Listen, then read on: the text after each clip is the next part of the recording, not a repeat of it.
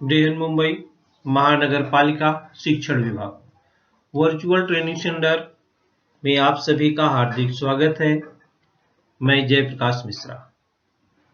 आज हम लोग कक्षा 10वीं विज्ञान 2 के बारे में सीखेंगे।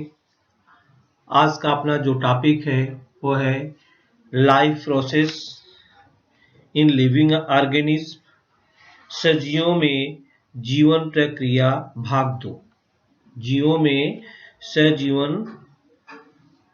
सजीवों में जीवन प्रक्रिया भाग 2। इसमें आज हम लोग क्या क्या सीखने वाले हैं, एक नज़र पहले उस पर डाल लेते हैं। हम लोग पिछले वीडियो में रिप्रोडक्शन के बारे में सीख रहे थे। यह है रिप्रोडक्शन, प्रजनन। उसी से संबंधित आज हम किसके बारे में जानकारी प्राप्त करेंगे। ये देखिए, सेक्सुअल रिप्रोडक्शन इन प्लांट्स, वनस्पतियों में लैंगिक प्रजनन कैसे होता है। वनस्पतियों में लैंगिक प्रजनन कैसे होता है, सेक्सुअल रिप्रोडक्शन इन प्लांट्स, उसके बारे में सीखेंगे।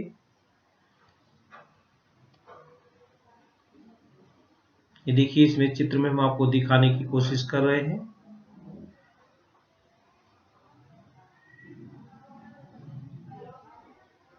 वनस्पतियों में यहाँ फ्लावर्स के बारे में आपको दिखाएंगे, उसमें प्रजनन किस प्रकार से होता है। उसी में हम यहाँ पर दिखा रहे हैं, मेल भी होते हैं और फीमेल भी होते हैं वनस्पतियों में, और इससे उनका रिप्रोडक्शन होता है और वो इस पृथ्वी पर हमेशा बने रहते हैं। नहीं तो रिप्रोडक्शन न हो, जैसा आप जानते हैं, तो इनका मूल ही नष्ट हो जाएगा। तो सेक्सुअल रिप्रोडक्शन इन प्लांट्स। दूसरा जो हम इसमें आपको बताएंगे, reproduction and modern technology. Reproduction and modern technology, ये बच्चों प्रजनन और आधुनिक तकनीक। पहले के समय में पुरुष स्त्री में किसी में भी अगर कुछ कमियां रहती थी, कोई रोग हो जाते थे, तो उनको बच्चे नहीं हो पाते थे। लेकिन आज के समय में ऐसा नहीं है बच्चों। बहुत सारी नवीन तकनीक आ गई है, आधुनिक तकनीक आ गई है, जिसके द्वारा हमें सफलता मिलती है और माँ बाप को बच्चे हो जाते हैं। इसको बोलते हैं हम रिप्रोडक्शन एंड मॉडर्न टेक्नोलॉजी। इसके बारे में वापस से चर्चा करेंगे।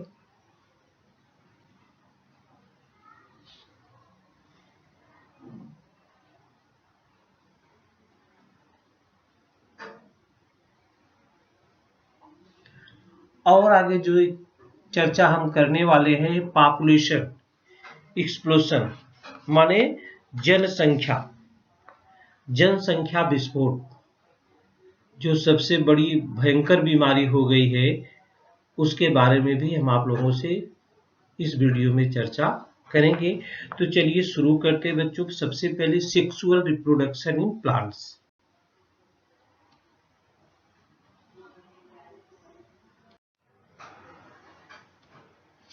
सेक्सुअल रिप्रोडक्शन इन प्लांट्स, वनस्पतियों में लैंगिक प्रजनन। ये देखिए, मैं एक फ्लावर आपको दिखा रहा हूं, कैसे प्रजनन होता है। आप इसको चित्र के द्वारा भी देख सकते हैं। देखिए,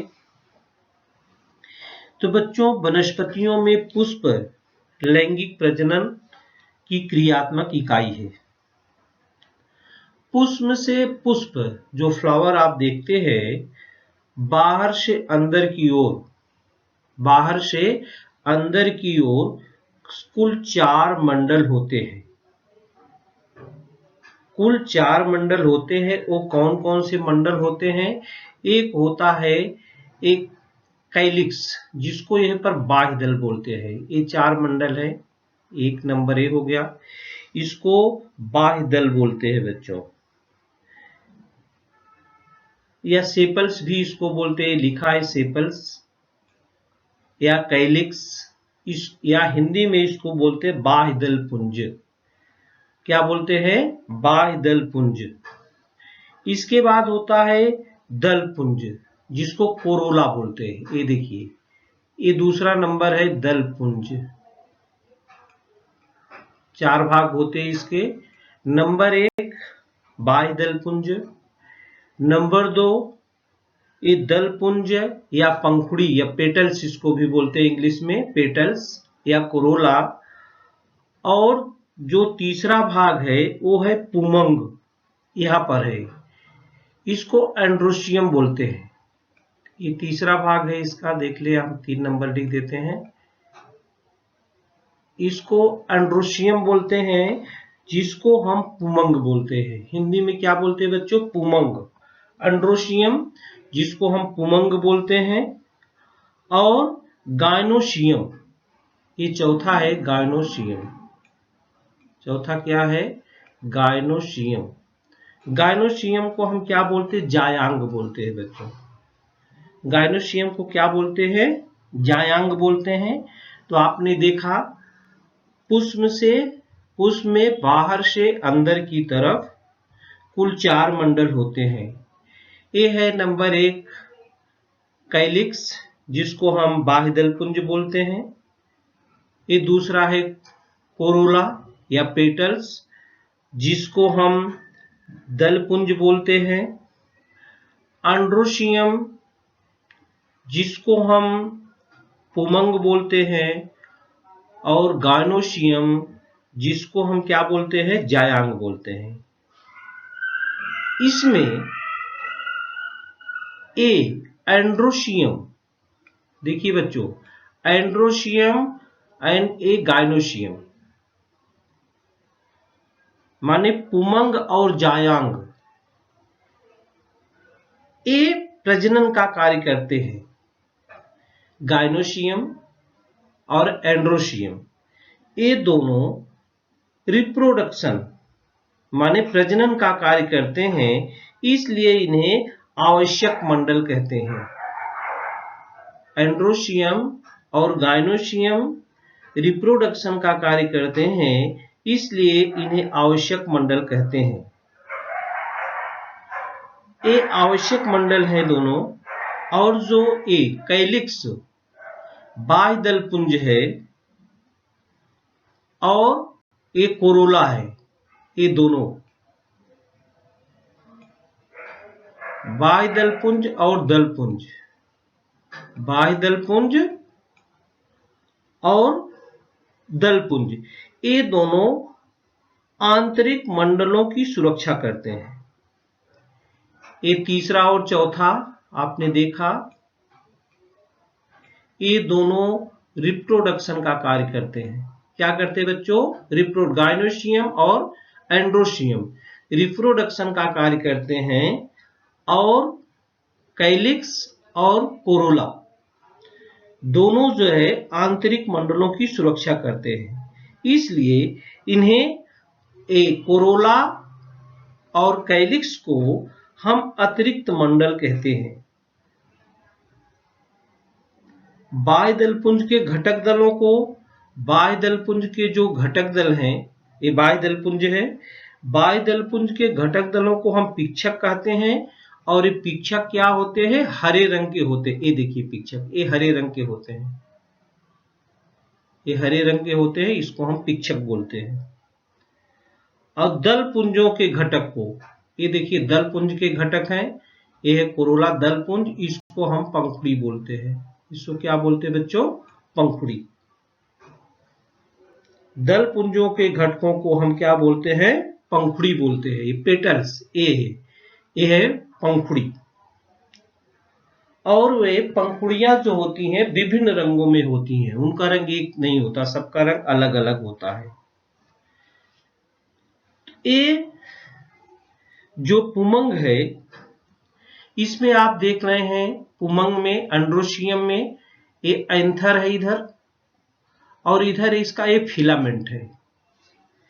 तो एंथर को हम परागकोश बोलते हैं। एंथर को क्या बोलते हैं बच्चों? परागकोश। और फिलामेंट को हम पूतंतु बोलते हैं हिंदी में। फिलामेंट को हम क्या बोलते हैं? पूतंतु। तो पुमंग, ये पुमंग जो होता है ये नर मेल है, ये मेल है, इसको आप यम से लिख सकते हैं, मेल को हम यम से लिखते हैं, मेल को। एंथर, पुमंग, पुमंग क्या है? यह नर मेल होता है। ए, पुमंग यह नर मेल है। इसके घटक दलों को हम पुंकेसर कहते हैं। और ए गायनोसियम जो है, जायांग, जायांग जिसको हम कहते हैं, ये फीमेल है, ये फीमेल है। ये पुमंग ये मेल है और ये गायनोसियम क्या है? फीमेल है। इसमें आप गायनोसियम में देखिए क्या क्या होता है। गायनोसियम में स्टिग्मा होता है जिसको हम वर्तिकाग्र बोलते हैं, और ये स्टाइल होती है, वर्तिका होती है। ये वर्तिका है, आप देख लिए, और ये स्टिग्मा है, इसको हम वर्तिकाग्र बोलते हैं। और जो मेन है ओवरी, यहाँ पर ये देखिए ओवरी है, ये ओवरी है, इसको हम हिंदी में अंडाशय बोलते हैं।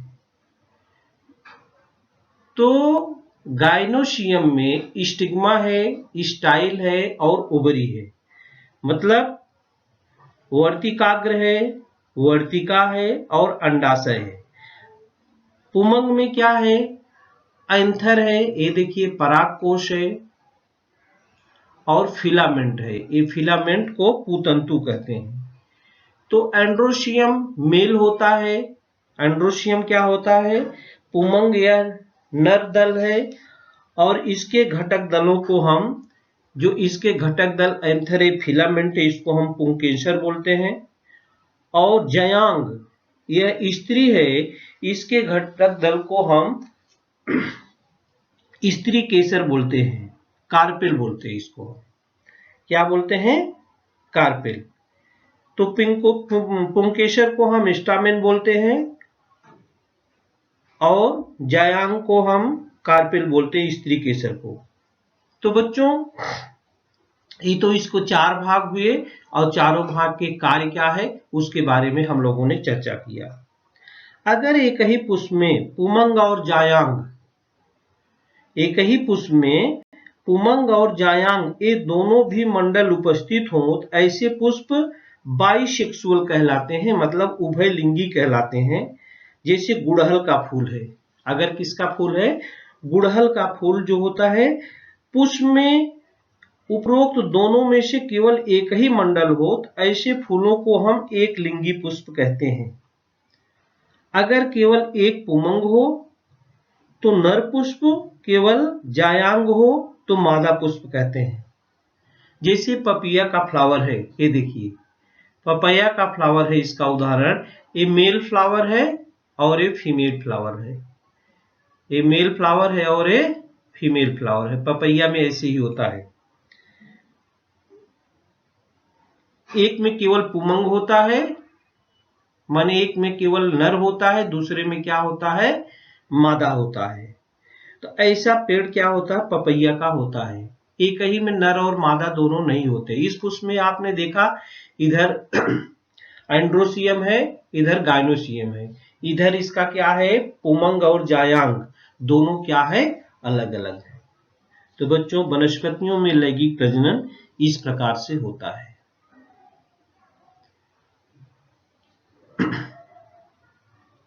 बाह्य दलपुंज आपने देखा, कैलिक्स, कोरोला देखा, दलपुंज, स्टिग्मा जिसको वर्तिकाग्र कहते हैं, स्टाइल जिसको वर्तिका बोलते हैं, ओवरी जिसको हिंदी में अंडाशय बोलते हैं। वर्तिकाग्र, वर्तिका और अंडाशय माने स्टिग्मा, स्टाइल और ओवरी, ये तीनों को मिलाकर गायनोसियम बोलते हैं, ये फीमेल होता है। एंथर फिलामेंट को मिला के एंड्रोसियम बोलते हैं, जो मेल होता है। मेल और फीमेल से प्रजनन होता है। और जो कैलिक्स है, बाह्य दलपुंज और दलपुंज माने कोरोला, ये आंतरिक मंडलों की सुरक्षा करते हैं, इसलिए हम इन्हें अतिरिक्त मंडल कहते हैं। और बाह्य दल पुंज के घटक दलों को पिक्षक कहते हैं। देखिए आप, ये हरे रंग के होते हैं। दल पुंजों के घटक दलों को हम पंखुड़ी कहते हैं, कोरोला को, और वो विभिन्न रंगों में होती है। इस प्रकार से सेक्सुअल रिप्रोडक्शन इन प्लांट्स के बारे में हम लोगों ने जानकारी लिया। तो बच्चों, हमेशा नर और मादा मिलेगी तो ही रिप्रोडक्शन होने वाला है, चाहे वो वनस्पतियों में, चाहे वो ह्यूमन बॉडी में हो। तो बच्चों, और हम आगे आपको इसमें बताएंगे प्रजनन और आधुनिक तकनीक। प्रजनन और आधुनिक तकनीक एक ऐसी होती है, देखेंगे हम, reproduction and modern technology. Reproduction मानो बच्चों, आप लोगों ने सुना है बहुत सारे दंपतियों को बहुत सारे कारणों से संतान नहीं होती है। उसमें बहुत सारी प्रॉब्लम्स होती हैं। जैसे स्त्रियों में जो मेन प्रॉब्लम होती है वो मासिक धर्म में होती है। तो इस प्रकार से उनके अंदर बहुत सारी कमियां रहने से तो बच्चों का जन्म नहीं हो पाता है, संतान प्राप्त नहीं हो पाती है। ऐसा नहीं है कि केवल लेडीज में ही प्रॉब्लम होता है, जेंट्स में भी प्रॉब्लम होता है। कभी कभी पुरुषों में भी वीर्य में शुक्राणु का पूर्ण रूप से अभाव होता है, या शुक्राणुओं की मंद गति है, शुक्राणुओं में विभिन्न दोष हैं, उन कारणों से भी संतान उत्पत्ति नहीं हो पाती है। तो स्त्री के भी रोग हो सकते हैं, पुरुष के भी रोग हो सकते हैं। तो पहले के समय में जब अपनी मॉडर्न टेक्नोलॉजी नहीं थे तो उन दंपतियों को बच्चे नहीं हो पाते थे, लेकिन आजकल ऐसा नहीं। इन आधुनिक चिकित्सा विज्ञान के कारण अब सारी समस्याओं का निदान मिल चुका है। कैसा निदान है? लिखा है इन विट्रो फर्टिलाइजेशन, माने कांच नलिका में फलन, आईवीएफ जिसको बोलते हैं, आईवीएफ। आईवीएफ स्थानापन्न मातृत्व बोलते हैं, इसको सरोगेसी भी बोलते हैं। तो इनकी सहायता से संतान प्राप्ति होती है। होती कैसे है? इन विट्रो फर्टिलाइजेशन में होता क्या है बच्चों, हम आपको यहाँ थोड़ा सा चित्र के माध्यम से बताएंगे। इस तकनीक में फर्टिलाइजेशन कैसे होता है? तो कांच नलिका में फलन, लिखा है फर्टिलाइजेशन, फर्टिलाइजेशन इन ए टेस्ट ट्यूब। कांच की नलिका में फर्टिलाइजेशन किया जाता है और निर्माण होने वाला भ्रूण क्या होता है, उचित समय पर दंपति की स्त्री के गर्भाशय में आरोपित किया जाता है।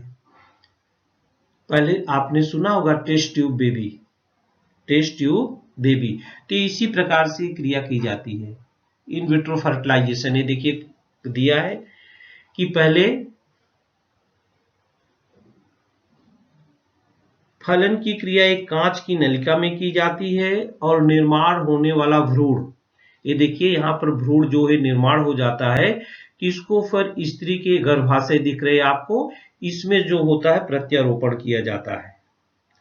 शुक्राणुओं की संख्या में कमी, डिंब का अंगन नलिका में प्रवेश में रुकावट आदि समस्याओं के कारण अगर संतान प्राप्ति नहीं हो रही है तो उस समय डॉक्टर आईवीएफ, ये देखिए अगर ये सब परेशानी आती है स्त्रियों के अंदर तो डॉक्टर का क्या करते हैं, आईवीएफ तकनीक का उपयोग करते हैं।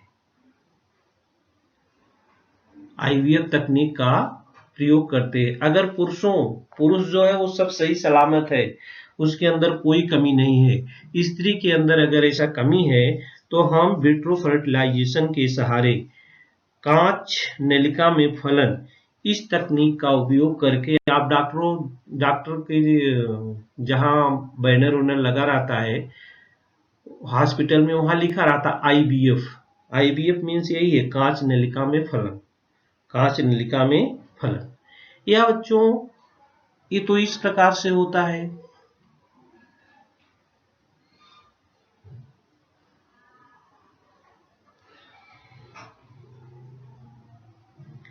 यह एक दूसरी भी आईवीएफ है। ये तो स्त्रियों में जब कमी रहती है तो आईवीएफ के सहारे मतलब हम फर्टिलाइजेशन कर लेते हैं। लेकिन अगर पुरुषों में भी कमी है, हमने आपको शुरू में बताया था ऐसा नहीं केवल स्त्रियों में ही कमी होती है, स्त्रियों में ही रोग होते हैं, पुरुषों में भी रोग होते हैं। पुरुषों में वीर्य में शुक्राणु का पूर्ण रूप से अभाव हो, शुक्राणुओं की मंद गति हो, शुक्राणुओं में विभिन्न दोष है और संतान प्राप्त नहीं हो रही है, तो हम अगर माता पिता दोनों में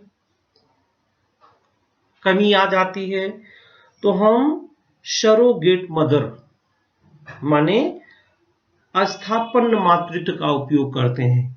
इस विधि को भी सरकार ने सरोगेट मदर, इसको बोलते हैं अस्थापन मातृत्व, इसको भी सरकार से अनुमति है। सरोगेट में क्या करते हैं, देखिए यहां पर पति पत्नी दिख रहे हैं, एक दूसरी स्त्री भी दिख रही है, एक दूसरी स्त्री भी यहां पर दिख रही है। तो करती क्या इसमें, कुछ स्त्रियों में हमने कहा ना जैसे आईवीएफ का उपयोग करते हैं, तो कुछ स्त्रियों में जब यूट्रस माने जिसको गर्भाशय बोलते हैं उसमें आरोपण नहीं होता है, कुछ स्त्रियों में गर्भाशय आरोपण नहीं होता है, तो ये स्त्रियां अस्थानापन्न मातृत्व इस आधुनिक उपचार पद्धति की सहायता ले सकती हैं। माने इसमें होता क्या है, इस आधुनिक उपचार पद्धति की सहायता ले सकती है। इस पद्धति में गर्भाशय आरोपण क्षम न होने वाली स्त्रियों के अंडाशय से डिंब लिया जाता है और इस डिंब को कांच नलिका में लेकर उसी स्त्री के पति के शुक्राणु का उपयोग करके फलन की क्रिया संपन्न की जाती है और इससे निर्माण होने वाले भ्रूण को किसी अन्य स्त्री के गर्भाशय में आरोपित कर दिया जाता है। ऐसी परिस्थितियों में जिस स्त्री के गर्भाशय में भ्रूण का रोपण किया जाता है उस स्त्री को अस्थानापन्न माता कहते हैं। जैसे यहाँ पर जो तीसरी दिख रही है इसको बोलते अस्थानापन्न। ये देखिए यहाँ पर दिखा रहा है इन दोनों के सहयोग से अगर इसके गर्भाशय में कुछ प्रॉब्लम है तो जो रिप्रोडक्शन होता टेस्ट ट्यूब में फलन नलिका उसका किसमें कर दिया जाता है, इस स्त्री में जो अस्थानापन्न मातृत्व का काम करती है। और इसके बाद वो जब बच्चा पैदा होता है तब वो बच्चा इसको जो है पति पत्नी को दे देती है। तो इस प्रकार से ये सरोगेट मदर का काम होता है, ये सरोगेट मदर का काम होता है।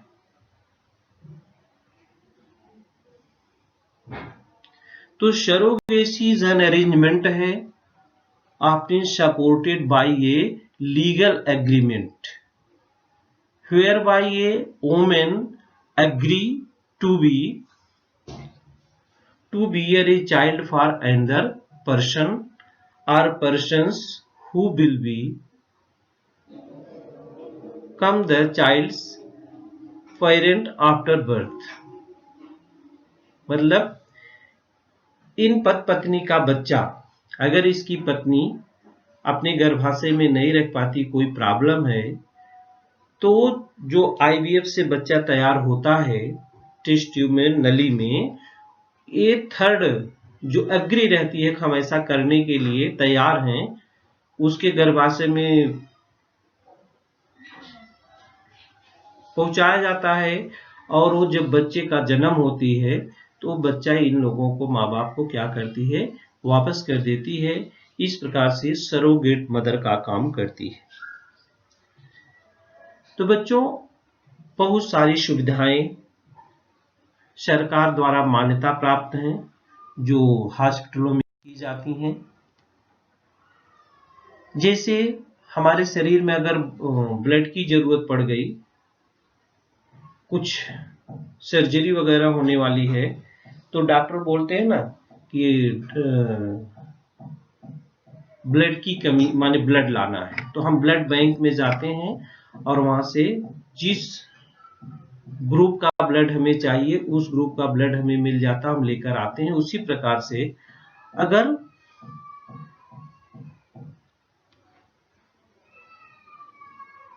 स्पर्म बैंक बोलते हैं इसको, हम बोलते हैं वीर बैंक या सीमेन बैंक। यदि किसी दंपति के पुरुष में शुक्राणुओं की निर्मित को लेकर कुछ समस्याएं होती है कि शुक्राणु नहीं बन पाता है, तो ऐसे दंपतियों को भी संतान प्राप्ति नहीं होती है। ऐसी नई संकल्पना आई, तो इसके लिए भी रक्त बैंक जैसी यह संकल्पना है।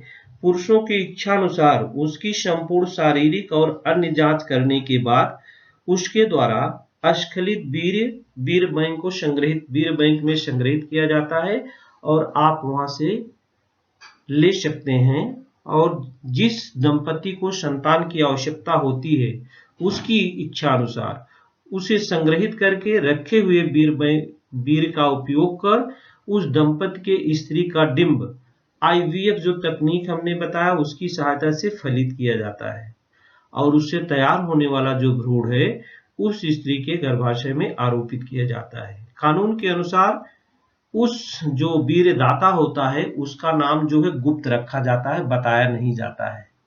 बच्चों कभी कभी आपने देखे जुड़वा बच्चे भी होते हैं, वो हम शक्ल के होते हैं। तो कैसे होते हैं? कभी कभी देखो दो कंडीशन होती है। एक कंडीशन में दोनों बच्चे शक्ल सूरत सेम होती लेकिन अलग अलग होते हैं। एक दूसरी कंडीशन होती है उसमें कोई न कोई भाग, इसमें दोनों लड़के होंगे तो लड़का रहेगा, लड़की रहेगी तो दोनों लड़की रहेगा। लेकिन एक कंडीशन और होती है, हम थोड़ा सा आपको बताएंगे कि उसमें कोई न कोई पार्ट जो होता है वो जुड़ा रहता है और उसमें जुड़े होने पर एक लड़का भी हो सकता है, दूसरा लड़की भी हो सकता है, या दोनों मेल दोनों फीमेल भी हो सकते हैं या अलग अलग भी हो सकते हैं। इस प्रकार ट्विंस का जो होता है वो जन्म होता है। डिटेल में आपके सर आपको बताएंगे कैसे होता है, हमने यहाँ पर थोड़ा सा हिंट आपको दे दिया है। इसके बाद जो सबसे बड़ी समस्या हो वो पॉपुलेशन की है बच्चों, जनसंख्या विस्फोट। आप देख सकते हैं 1901 से जो जनगणना हो रही है और कैसे जो है बढ़ रही है। आजकल तो जब 2011 में जनगणना हुई थी तो 1,21,00,00,000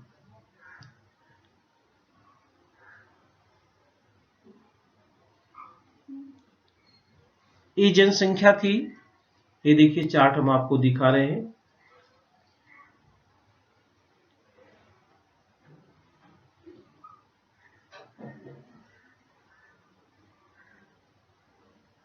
और आज 2021 में जो जनगणना होगी, हर 10 साल के बाद जनगणना होती है, उसका खाका कुछ और ही रहेगा।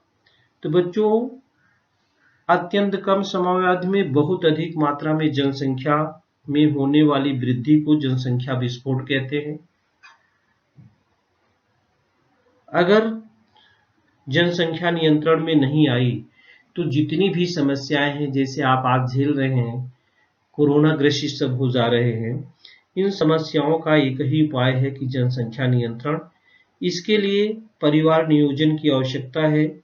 आजकल देखा जा रहा है कि एक ही बच्चों को जन्म देकर उसके पालन पोषण का झुकाव अनेक दंपतियों में है। पहले ऐसा नहीं था, क्योंकि पहले पढ़े लिखे शिक्षित लोग नहीं थे, तो बोलते थे कि जितने भी बच्चे हो, लड़का हो लड़की हो, उनको कुछ फर्क नहीं पड़ता था। लेकिन आज के समाज में चूंकि सभी लोग पढ़े लिखे हो गए हैं, इसलिए एक ही बच्चे को लोग जन्म देकर उनका पालन पोषण करना अच्छा समझते हैं। तो प्यारे विद्यार्थियों, इस वीडियो में आज के लिए इतना ही। धन्यवाद।